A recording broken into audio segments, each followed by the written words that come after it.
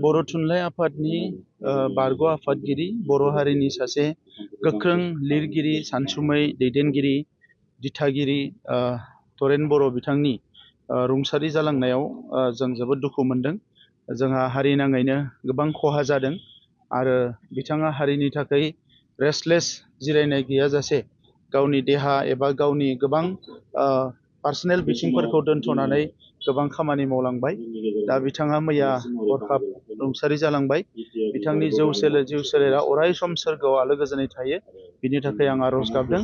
आरो बेजों लोगोसे बिथांनि न'खरनि बिथांनि अनजालि बिसि बाजै आरो बिथांनि जि अनजालु फिसाफोर बयबो जाहाथे मोजाङैनो थानो हायो, बिनि थाखायबो आङो बे समाव बिथांनि न'खरनिसिम आंनि गोसो गोरबोनि जि मोनसे अननाय आरो सलिडारिटिखौ आं बावहरदों। आरो बर' हारि हिसाबै जोंहा बिथांखौ मान होनांगौनि बिबान दङ आरो बिथांखौ जों अराय सम मान होलांबाय थागोन।